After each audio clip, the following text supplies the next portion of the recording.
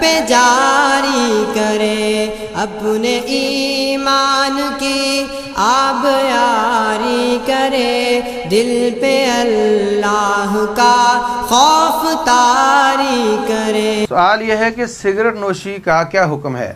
Routine میں لوگ اس کو مکروہ کہہ کر گزارا چلاتے رہے اور لوگوں نے اس پر کوئی کان نہیں دھرا کہ مکروہ ہے تو کیا ہوا۔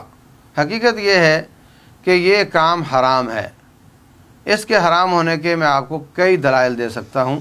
سب سے پہلی بات تو یہ کہ اللہ تبارک و تعالیٰ کا فرمان ہے یحل لہم الطیبات ویحرم علیہم الخبائث۔ نبی محمد صلی اللہ علیہ وسلم دنیا میں آئے تو آپ کے کاموں میں سے ایک کام بہت بڑا یہ ہے کہ آپ حلال چیزیں طیبات کو حلال کرتے ہیں اور خبیث چیزوں کو حرام کرتے ہیں۔ دوسرے لفظوں میں ہر وہ چیز جو خبیث ہے وہ حرام ہے اور ہر وہ چیز جو پاکیزہ ہے وہ حلال ہے۔ تو مسلمان ہوں یا کافر ہوں، سگریٹ نوشی کو کوئی بھی پاکیزہ خوراک نہیں مانتا۔ یہ خبیث چیز ہے۔ تو قرآن کی اس آیت کے تحت کہ رسول اللہ صلی اللہ علیہ وسلم ہر خبیث چیز کو حرام قرار دیتے ہیں تو یہ حرام ہوئی۔ نمبر 2، یہ نقصان دہ ہے۔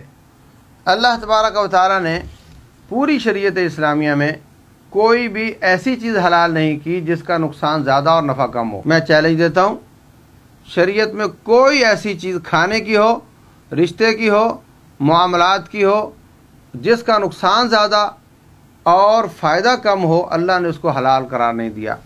وَيَسْأَلُونَكَ عَنِ الْخَمْرِ وَالْمَيْسِرِ، آپ سے پوچھتے ہیں جوئے اور شراب کے بارے میں، ان سے کہہ دو قُلْ فِيهِمَا إِثْمٌ كَبِيرٌ وَمَنَافِعُ لِلنَّاسِ، ان دونوں میں بہت زیادہ گناہ ہے اور بہت زیادہ فوائد ہیں۔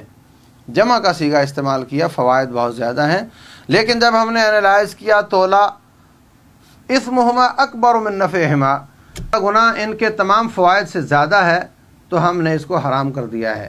تو جوا اور شراب اس کے فوائد کا اقرار کرنے کے باوجود اللہ تعالیٰ نے اس کو حرام قرار دیا ہے۔ تو ثابت ہوا کہ جس کے نقصانات زیادہ ہوں، فوائد کم ہو، وہ حرام ہوتی ہے۔ اور سگریٹ نوشی کا کسی کو وقتی فائدہ ہو سکتا ہے، اور وہ فائدہ بھی یہ کہ اس کو وقتی طور پر تھکاوٹ کا احساس ختم ہو، تھکاوٹ ختم نہیں ہوتی، تھکاوٹ کا احساس ختم ہوتا ہے۔ اس طرح کی کوئی چھوٹی موٹی مصلحت ہو سکتی ہے، لیکن اوور آل یہ کینسر کا سبب بنتی ہے، یہ سینے کی بیماریوں کا سبب بنتی ہے۔ تو چونکہ یہ نقصان دہ ہے اور اللہ تعالیٰ نے کوئی نقصان دہ چیز حلال نہیں قرار دی جس کا نقصان زیادہ ہو، اور اس کا نقصان فائدے سے زیادہ ہے، لہذا حرام ہوئی۔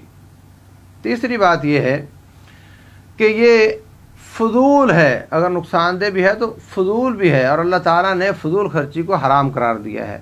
فرمایا وَلَا تُسْرِفُوا إِنَّهُ لَا يُحِبُّ الْمُسْرِفِينَ، اسراف نہیں کرو، اللہ تبارک و تعالیٰ اسراف کرنے والے کو پسند نہیں کرتا۔ تو پسند نہیں کرتا، ادھر کہا وَاللَّهُ لَا يُحِبُّ الْكَافِرِينَ، اللہ کافر کو پسند نہیں کرتا۔ اب جس کو اللہ پسند نہیں کرتا، وہ سگریٹ کی وجہ سے ہو یا کفر کی وجہ سے ہو، اللہ تبارک و تعالیٰ ناپسندیدہ لوگوں کو اپنی جنت میں جگہ نہیں دیتا، یہ تو طے ہے۔ تو جب یہ چیز اسراف ہے اور اسراف کرنے والے کو اللہ ناپسند کرتا ہے تو اسراف کرنا حرام ہے، اس وجہ سے بھی یہ حرام ہوا۔ دوسرے مقام پر اللہ تبارک و تعالیٰ فرماتے ہیں ان المبذرین کانوا اخوان الشیاطین ولا تبذر تبذیرا، فضول خرچی نہ کر کیونکہ فضول خرچی کرنے والے شیطان کے بھائی ہیں۔ وکان الشیطان لربہ کفورا، اور شیطان اللہ کا ناشکرا ہے۔ تو شیطان کے بھائی کا بھی ٹھکانہ وہی ہے جو شیطان کا ٹھکانہ ہے، اور فضول خرچی کرنے والا شیطان کا بھائی ہے، تو اس وجہ سے بھی سگریٹ نوشی حرام ہوئی۔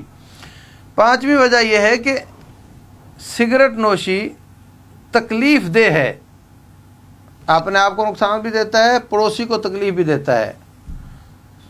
سانس کھینچ کر چمنی کر دیتا ہے دوسرے کی ناک کی طرف، تو اس سے کیا ہوتا ہے، جگہ جگہ ایئرپورٹس پہ، جہازوں میں لکھا رہتا ہے سگریٹ نوشی منع ہے۔ کیوں لکھا رہتا ہے؟ کہ عوام کو تکلیف ہوتی ہے۔